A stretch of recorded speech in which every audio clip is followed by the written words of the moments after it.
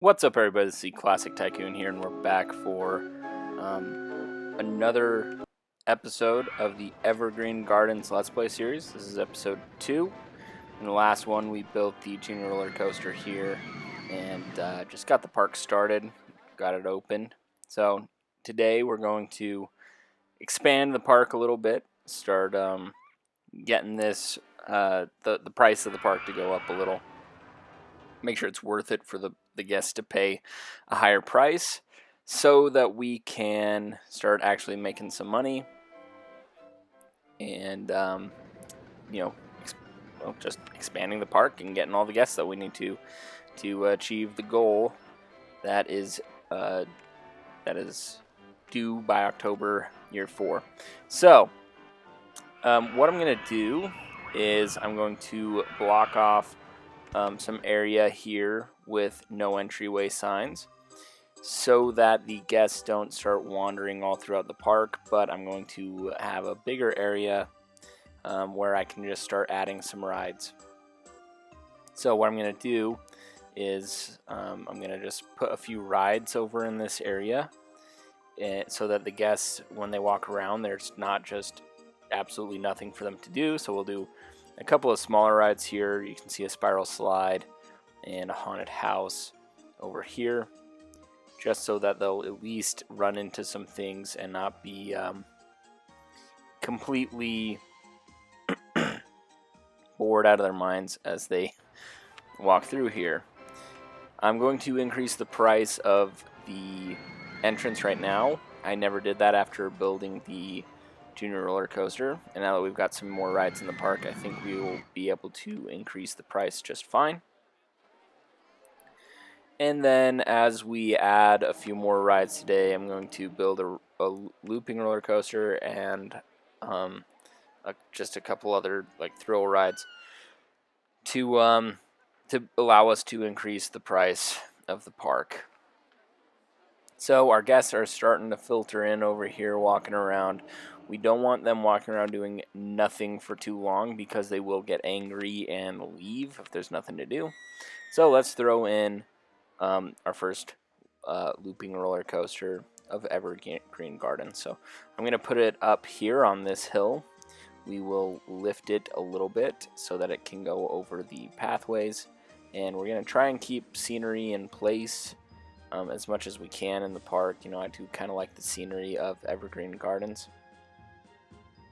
So we'll try to keep all of that preserved as much as we can.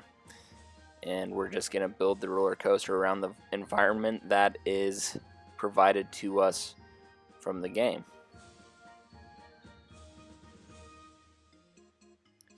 We will have to borrow some more money from this loan in order to build the roller coaster for now, because we're not really getting the cash from the the park entrance right now that we're going to need.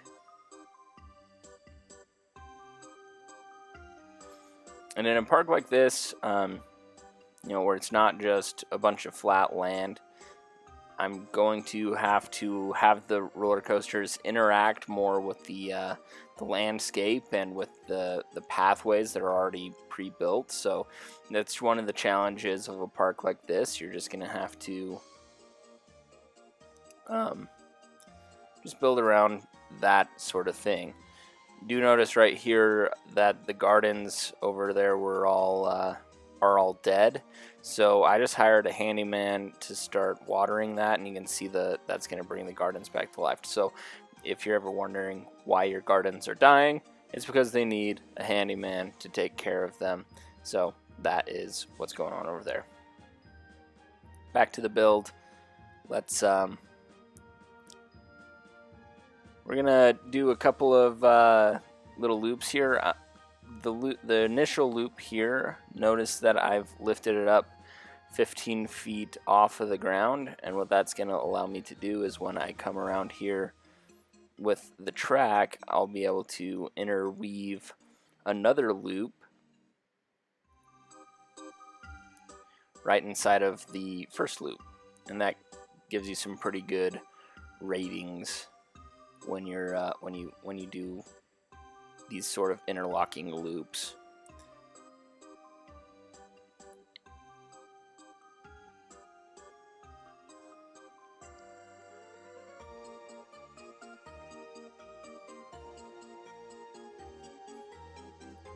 So we're going to make this coaster relatively short. I mean, it's not super short, but fairly short ride. Not a lot of space to work with anyways. So that will be our first roller coaster right there. We'll finish up the track. I do want to put an on-ride photo section on this one to make a little bit of money on this roller coaster, since we can't charge for the actual admission.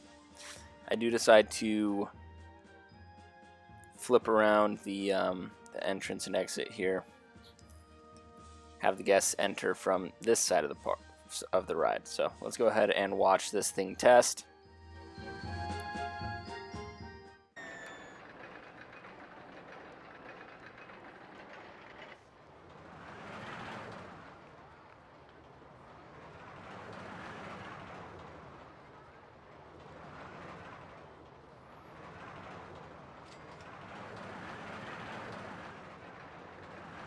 It's looking pretty good. Nothing visually, just, you know, from the eyes that made it seem like this was gonna going too fast or gonna have too many G-forces anywhere.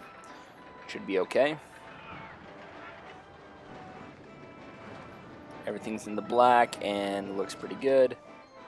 7.39 excitement, 7.35 intensity.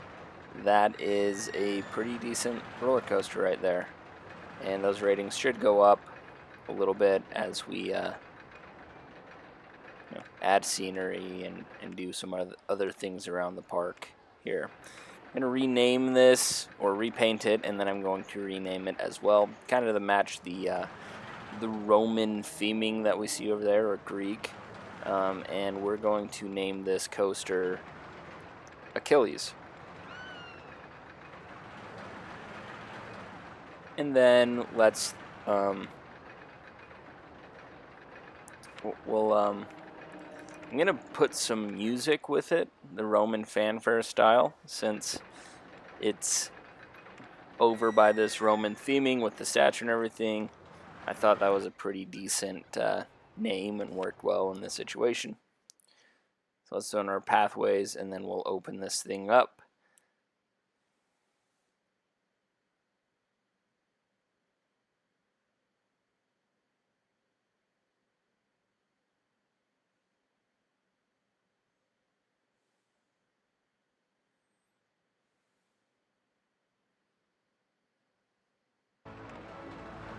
And that should be good to go now, so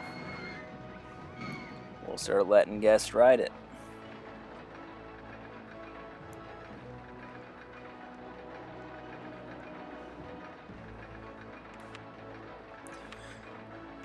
Next thing I'm going to do is just make sure that all of these pathways are covered by at least one handyman. Because if you don't do that, then suddenly you're going to run into some problems. You know, that pathway is going to get really covered with trash and vomit and all that stuff. So you want to at least have one handyman going throughout there. Once we've filled up more of the park, I will hire handymen just to free roam the park and not worry about that as I increase the price here and do some marketing. Yeah, with the handymen, you know, in a park like this where there's a lot of pathway for the guests to go, but you have it blocked off, then there's no way in Roller Coaster Tycoon to limit the staff on where to walk. So you just want to, well, besides using the actual the assignment system there, so you just want to make sure that you've got all of the paths that are actually being used covered, because there's no point in having a handyman walking around where there's no guests.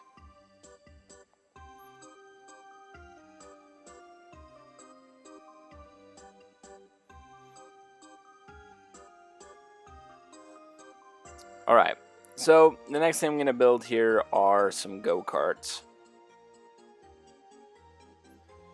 And I'm just going to kind of interweave these with the new roller coaster here. See if we can get some decent ratings.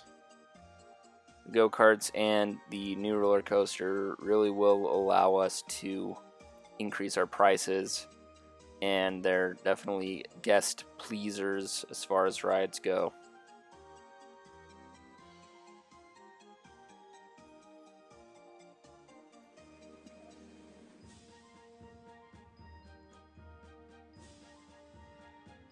So with these go-karts, I'm just kind of trying to weave them in and out of the trees, not delete too many trees, and then have the track go, kind of use the trees as good scenery for the ride itself. And then weaving it through the roller coaster like this really will increase the excitement rating for both the roller coaster and for the go-karts themselves.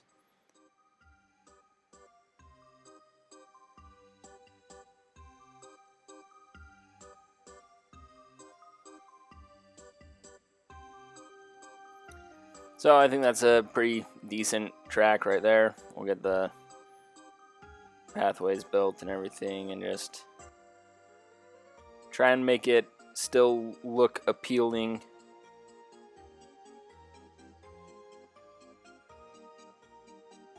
As far as the gardens over here are concerned, and using the pathways to do that.